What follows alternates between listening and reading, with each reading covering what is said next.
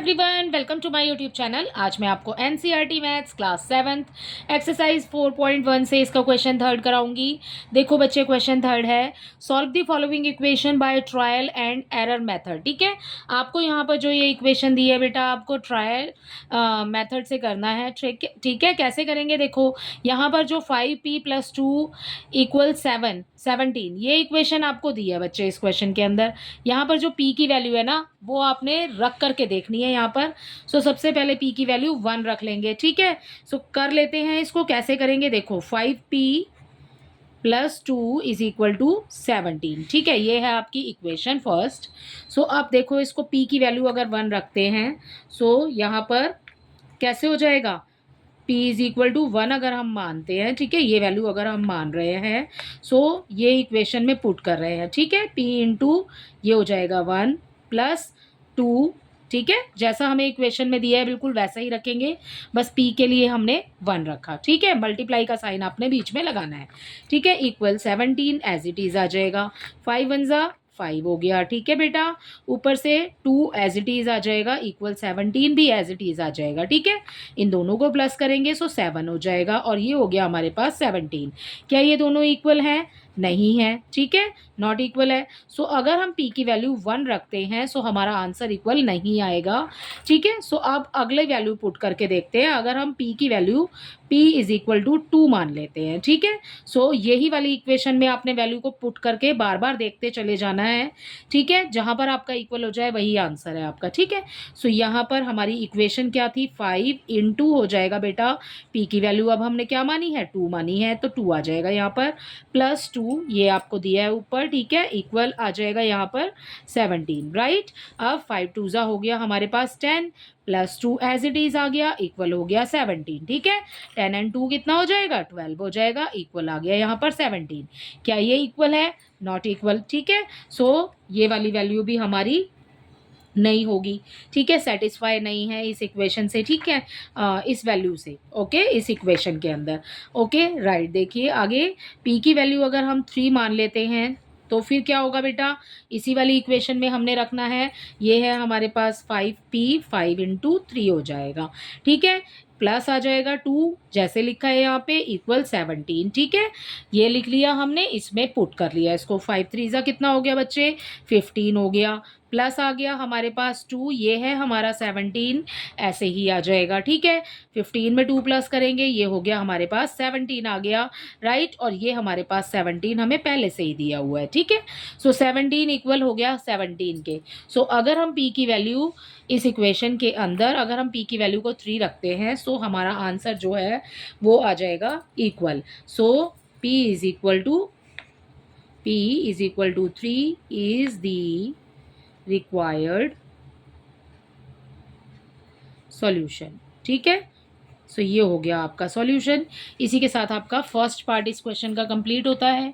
I hope इसका first part आपको अच्छे से समझ आया होगा। इसका सेकंड पार्ट देख लेते हैं बेटा। इसी पेज पर इसको हम यहाँ पर लाइन डाल लेते हैं।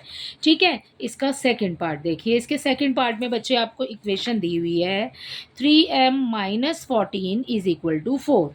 ठीक है, ये वाली इक्वेशन हमें दी हुई है। अब हमें यहाँ पर m की वैल्यू पुट करनी है।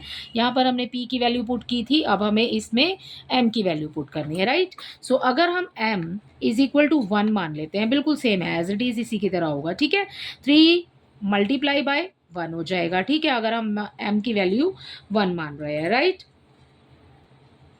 आगे वाले नंबर सेम आ जाएंगे, -14 = 4। ठीक है, 3 × 1 कितना हो गया? 3 हो गया, माइनस आ गया 14। राइट, ये हो गया हमारे पास यहाँ पर 4।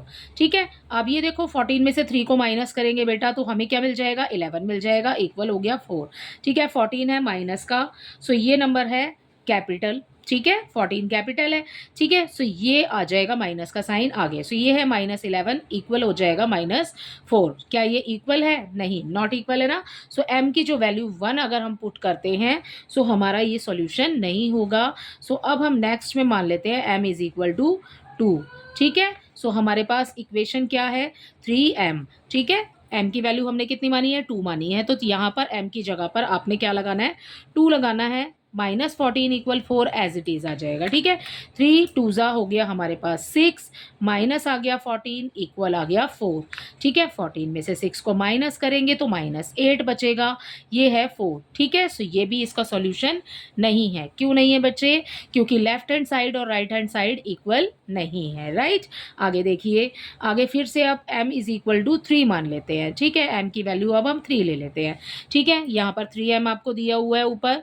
ठीक है, 3 इंटू एम में क्या आ जाएगा? 3 आ जाएगा। ठीक है, माइनस आ गया 14 इक्वल हो गया 4। राइट, 3 3 ज़ा 9 हो गया, -14 इक्वल आ गया 4। 14 में से 9 को माइनस करेंगे सो हमारे पास यहाँ बच जाएगा बच्चे 5। ठीक है, इक्वल हो गया 4। क्या ये दोनों इक्वल है? नहीं, यहाँ माइनस का साइन आएगा बेटा। क्यों? क्योंकि 14 जो है वो माइनस का है। ठीक है, और 14 है बड़ा नंबर। ठीक है, सो यहाँ पर देखिए अगला इसका m इज इक्वल टू देखिए 4 हो गया। अगर हम m की वैल्यू 4 पुट कर लेते हैं, ठीक है, सो हमें यहाँ पर दिया हुआ है 3m दिया है ना, तो 3 इंटू ये वाला 4 हो जाएगा, माइनस आ गया 14 इक्वल आ गया 4। ठीक है, बिल्कुल सेम इक्वेशन के अकॉर्डिंग चल रहे हैं। ये इक्वेशन आपको यहाँ पर बुक में दी हुई है, इसी में आपने बार बार m की वैल्यू पुट करते हुए जाना है। ठीक है, सो 3 4 ज़ा हो गया हमारे पास 12 -14 इक्वल आ गया 4। ठीक है, 14 में से 12 को माइनस करेंगे, ये बच गया -2, ये आ गया 4। सो ये भी नॉट इक्वल हो गया। ठीक है, अगला देखिए m की वैल्यू को अगर हम 5 मान लेते हैं यहाँ पर, सही है, सो 3 इंटू 5 -14 इक्वल 4। ठीक है, 3 5 ज़ा हो गया 15, माइनस हो गया 14 इक्वल आ गया 4। ठीक है, बिल्कुल सेम चल रहे हैं।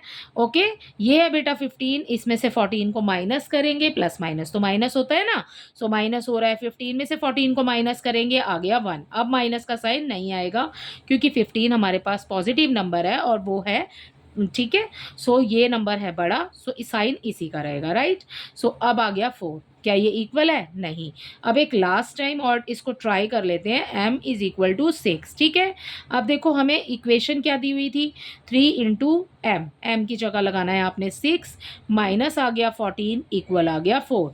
ठीक है, 3 6 ज़ा 18 ये हो गया, -14 इक्वल आ गया 4। ठीक है, सो इसका आंसर यहीं पर कर लेते हैं। 18 में से 14 को माइनस करेंगे, 4 आ गया, इक्वल आ जाएगा 4। ठीक है बेटा, तो इसी के साथ इसी का सॉल्यूशन ये कंप्लीट होता है। 4 इक्वल 4 हो गया। सो जैसे हमने इसमें लिखा था P3 is the required solution, so अब हम यहाँ लिखेंगे M6,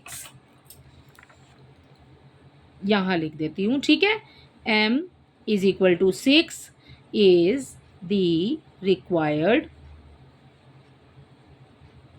सॉल्यूशन। ठीक है, सो ये हो गया बेटा, इसी के साथ हमारा क्वेश्चन कंप्लीट। आई होप ये आपको अच्छे से समझ आया होगा। ठीक है, इसी के साथ इसका क्वेश्चन नंबर 3 कंप्लीट होता है। क्वेश्चन नंबर 4 देख लेते हैं। इसी में देखिए क्वेश्चन नंबर 4 है, right equation for the following statement. आपको यहाँ पर स्टेटमेंट दी है बच्चे, आपको इक्वेशन लिखनी है। कैसे बनाएंगे देखो, नेक्स्ट पेज पर देख लेते हैं इसको। यहाँ पर सॉल्यूशन 4 स्टार्ट कर रहे हैं बेटा। देखो आपको फर्स्ट में बोला है दी सम ऑफ नंबर x एंड 4, ठीक है, इज 9। जो आपको पीछे दिया है ना बच्चे, वो है आपका आंसर। तो आपको इज के बाद जो भी नंबर लिखा है ना, वो आपको इक्वल के बाद लिखना है। ठीक है, क्या बोला है? सम ऑफ x एंड 4, x और 4 का सम। सो यहाँ पर फर्स्ट वाला कर रहे हैं। ठीक है, सो x एंड 4 का सम क्या आएगा आपके पास? 9 आएगा। ठीक है, सो लिख दिया यहाँ पर 9।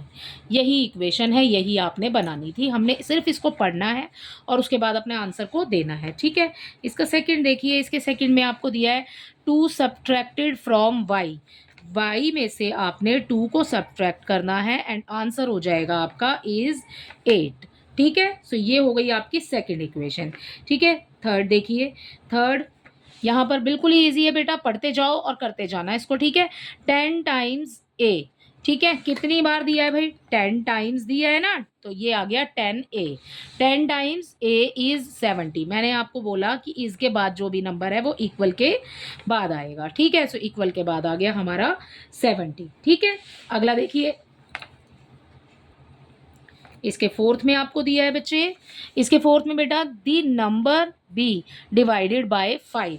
क्या बोला है? Number b divided by 5। ऐसे ही लिखते हैं ना अपॉन में, डिवाइड करते हैं तो गिव्स 6 इक्वल आंसर आ गया 6 हमारे पास। ठीक है, इसका फिफ्थ पार्ट देखिए, बहुत ही ईजी है बेटा, आपको बस समझना है इसको कि क्या लिखा है। ठीक है, यहाँ पर अगला है हमारे पास में, देखिए फिफ्थ पार्ट है बच्चे।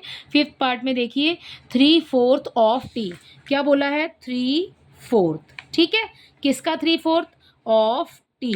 ठीक है, सो ऑफ है ना, तो ऑफ का मतलब तो मल्टीप्लाई है। सो यहाँ पर कोई भी साइन नहीं लगाना, 3/4 ऑफ टी बोला है आपको, क्या हो जाएगा इज 15। आंसर आ गया 15, राइट। सो बिल्कुल ऐसे ही लिखना है। इसका सिक्स पार्ट देखिए, 7 टाइम एम। एम कितनी बार है 7 टाइम्स। ठीक है, 7 एम हो गया, राइट।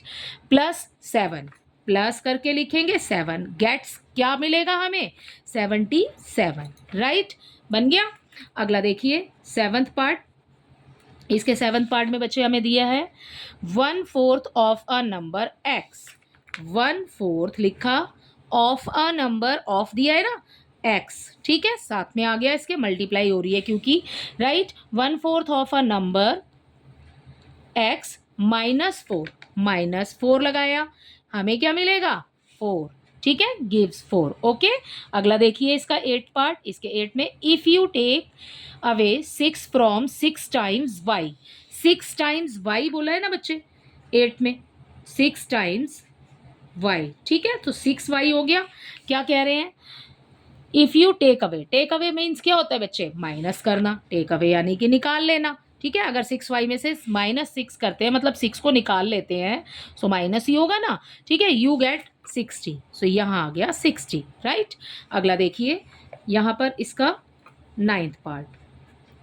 इसके 9th पार्ट में बच्चे हमें दिया है if you add 3 to 1/3 of z। क्या बोला है 1/3 ऑफ z। ठीक है, क्या बोल रहे हैं, इफ़ यू ऐड, क्या बोल रहे हैं, ऐड करने के लिए बोल रहे हैं, ऐड लगाइए। ठीक है, और 3 लगा दिया। ठीक है, if you add 3 1/3 of z you get 30, ये आ गया 30, राइट। अगला देखो, इसके 9 ही पार्ट है बच्चे। ठीक है, सो हमने सारे कर लिए। इसी के साथ आपका क्वेश्चन नंबर 4 भी कंप्लीट होता है। आई होप ये इक्वेशन बनाना आपको अच्छे से समझ आया होगा और इसका थर्ड क्वेश्चन भी आपको अच्छे से समझ आया होगा। Thank you.